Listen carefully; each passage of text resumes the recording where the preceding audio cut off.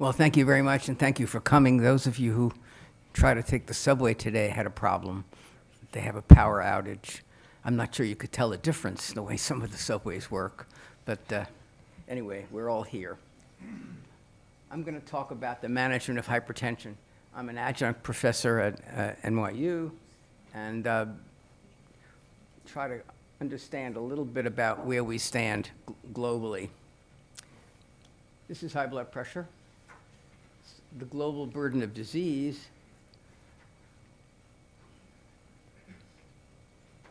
High blood pressure is a winner.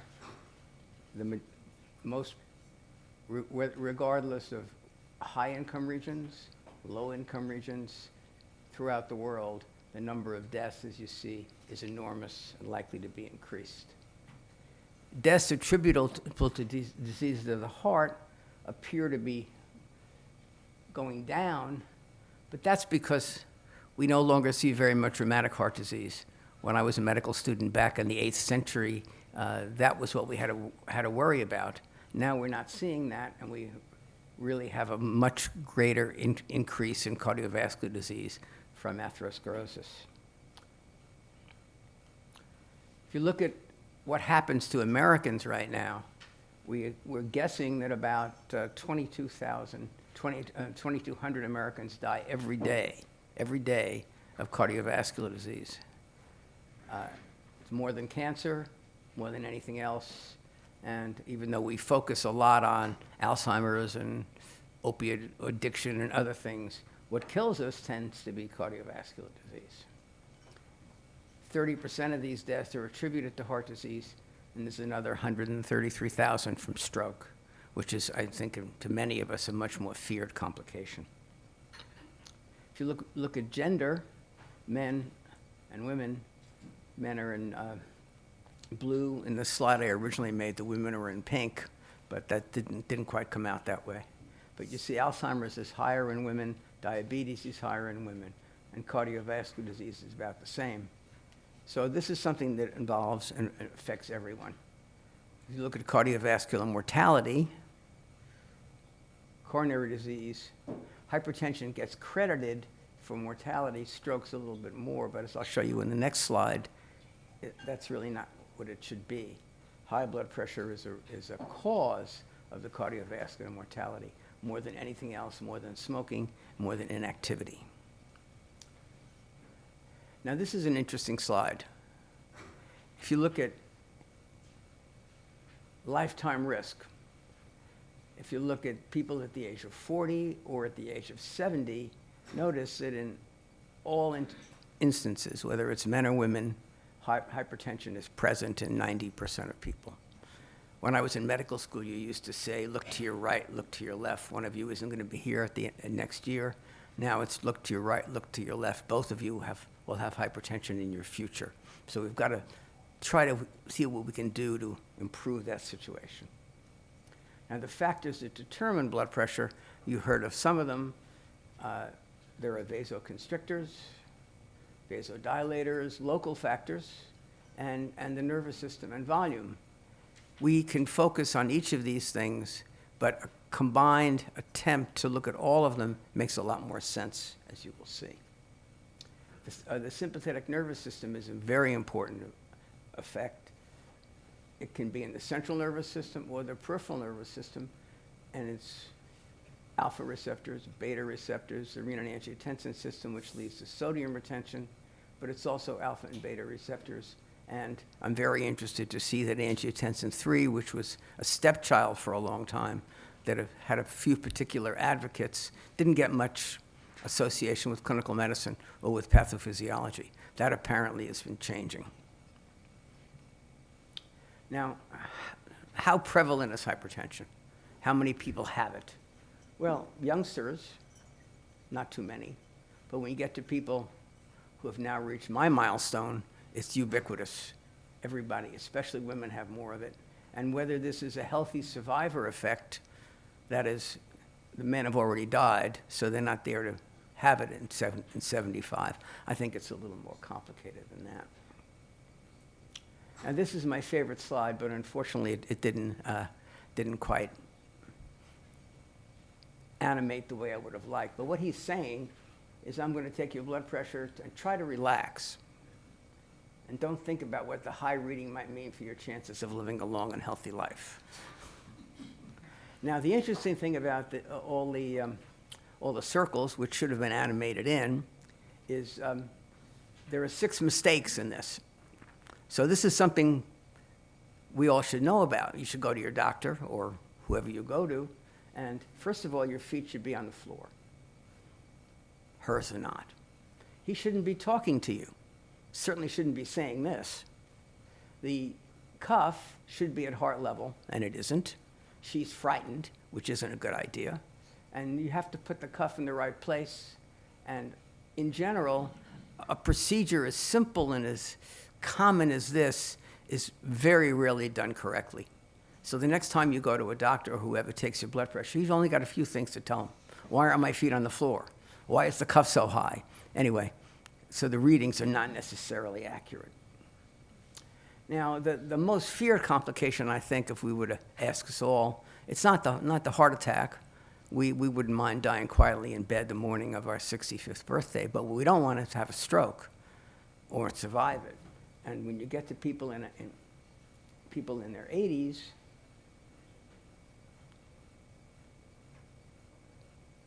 more women than men are going to have strokes, not so earlier than that. But by the time you get to 60, this is a bigger problem for everybody, and especially in the 80s for women. This is a healthy survivor effect. We all have already died, so we can't be getting strokes if we're not alive. If you look at mortality rates for stroke by gender and ethnicity, this is an equal opportunity killer for whites, African Americans, Hispanics. Everybody is at risk. And Keith will go into this in much greater detail, more men than women on the African American community. Now, how are we doing? We know about this. Well, it turns out that hypertension is not a surprise. Most people are aware. That's what the dark blue is. Whether you're in your 20s and 30s or whether you're in your 60s, how many are getting treated? Well, that's also, we're doing a pretty good job with that. What we're not doing a very good job is to getting the patients we're treating who are at risk of the drugs we're giving to goal. I don't like the term controlled. It's a goal that we're after. And I think we have a long way to go, and hopefully this new approach will help. I'll review that a little bit now. So this is hypertension by race, ethnicity, and gender.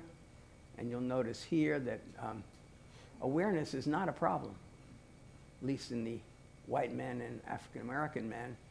But it is in Asian, and being at goal, which is the last of these things, is not really very successful. So this is a great opportunity for someone who's got a new product. In fact, if you look at how blood pressure, which is here, compares, ideal is sort of down here. We've cut smoking out quite effectively. There are very few people these days who haven't understood they shouldn't be smoking. A healthy diet, we're not doing so well. So pay attention when you have lunch about what you eat. But blood pressure is ideal very rarely now in people over the age of 50, even though glucose is a problem. So we're, with all the tools we have to at our disposal, we're not achieving what we should be. In fact, this is a well-known idea that the more risk factors you have, the more likely you are to have a problem. So this is the incidence of events, number of ideal behaviors. If you have no ideal behaviors, you don't do very well. If you have 3 or 4, you're much more likely to do better. So we need to take a global approach to this. Not just blood pressure, not just lipids, not just exercise, not just diet, but all of them together. If you look again at adults age 40, age 50 to 90, you see the same idea. As you add low HDLs, high cholesterol, blood pressure, diabetes, or smoking, the risk goes up accordingly.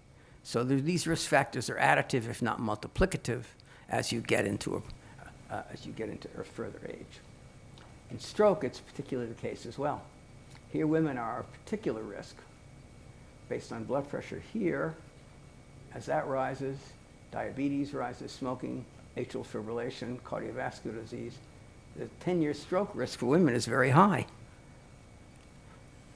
And as you saw before, if the death rate from heart failure, which is one of the things that hypertension leads to, is greater in the 5-year survival rate than all cancers except maybe lung cancer. And this is the summary of what's happening in the last 20 years or 15 years, beginning in 2000 up to the last year the data is available. Cardiovascular disease has actually been going down. Coronary heart disease is. Stroke, though, is the same. And people are living longer, which you can see here, so they're at risk of having other things. And we all have to die of something, so that death rates from cancer, for example, go up because people are surviving long enough to experience a tumor. And the trends, for a while, women were beating out men in deaths per thousand. That's changed as we've now focused more on women's health issues. That's been something that's been going on since about 2000, and it shows here. So what do we have to use? Well, this is a very quick summary of what's currently available. There are diuretics of various types, sympathetic blockers, alpha and beta blockers, peripheral and central, calcium channel blockers, angiotensin converting enzyme inhibitors, and angiotensin receptor blockers, and vasodilators. There's nothing here about central angiotensin 3. It's coming. It's a coming attraction. So where do these drugs work? Well, the blood pressure is a very simple equation. It's cardiac output times resistance. Heart rates, sympathetic activity, arterial constriction, vasoconstriction. Diuretics tend to work here. Beta blockers work here. Vasodilators work here. And alpha blockers and beta blockers work here as well. So we have a pretty good idea where these things are effective, but ACE inhibitors, angiotensin receptor blockers, aldosterone antagonists, all have some pathophysiological basis for what they do and where they work. This is the JNC7, which I was a part of. You may see people talk about a JNC8. That never existed, and I sort of resent that because this committee was disbanded because we had 7 very successful ideas. And what we said is start with lifestyle modification. You have to say that. Anything by the government, you have to recommend diet and exercise first before you get to drugs. If you're not at goal, and I think which has been set at 140 and less than 90, lower for diabetics. If you don't have a so-called compelling indication, or if you do, then the drugs change. For stage 2 hypertension, which is over 160 or over 100 diastolic, then you recommend to start with 2 drugs. This was somewhat surprising because up until then, we always had an idea that it's 1 drug at a time. Now we finally realize we're not going to get anywhere with 1 drug unless it's magic. And if you're not at goal, you add other drugs. And this is very similar to what happens in Britain. So this is what we have. This has been updated, where these things have worked. Calcium channel blockers, for example, CCBs, have shown to be beneficial, saving lives for high risk and for diabetes. Aldosterone antagonists for heart failure, beta blockers for this group, diuretics for this, and ACE inhibitors have been pretty much generally seen to work for all of these conditions.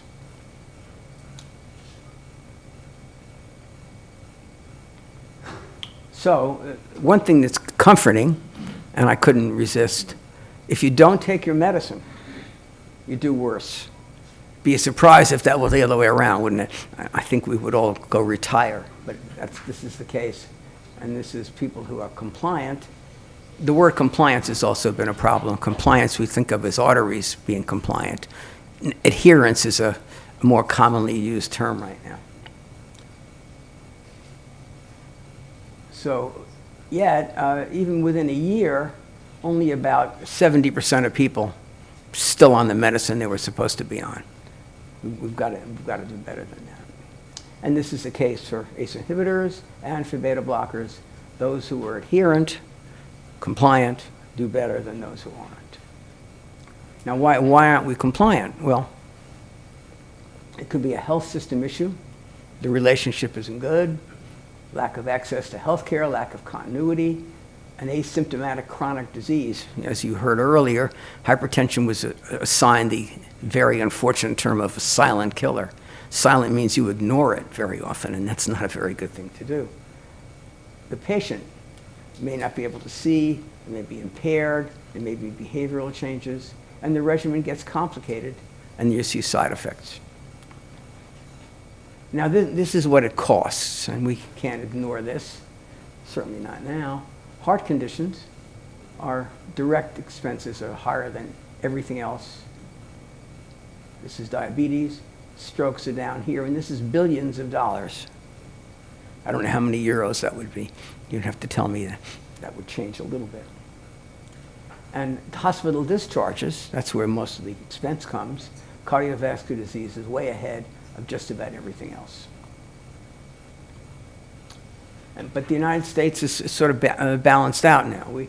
We don't have as many discharges as we did because a lot more care is done in the outpatient department. Of course, if you're in the hospital for 23 hours, it's not considered an admission. 26 hours, yes. 23 hours, no. So a lot of people get kicked out about just before they're supposed to be finishing. The costs, direct costs, that's what it costs to take care of people, is highest. But in older people, the direct costs, the indirect cost, that's because you're not working. That's an indirect cost of being sick. That's lower in older individuals. And in fact, what's happened is 18 to 44-year-olds, that's not much. 65 to 79-year-olds is here. And you notice the group that's increasing? Those are people over 80. And more of us living to over 80, it's going to cost us more. We should be able to need to do what we can about it. But it isn't procedures, as people were always blaming doctors for ordering too many procedures. Catheterizations, in fact, have gone down. Bypass has gone down. And PCI's intervention with stents and all, that's gone down as well. So that's not the problem. So I just want to close with one of my favorite statements. Paul Dudley White may be somebody whose name you don't recognize. He was Eisenhower's doctor. He was one of the 6 individuals who founded the American Heart Association, and this is 1937.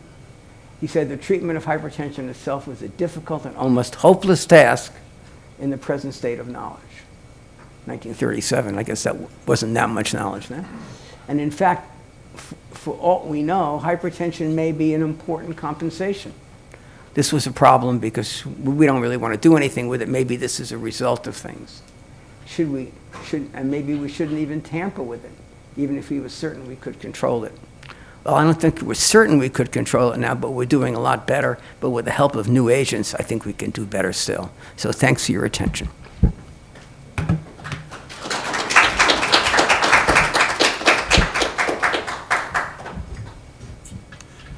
Thank you, Henry.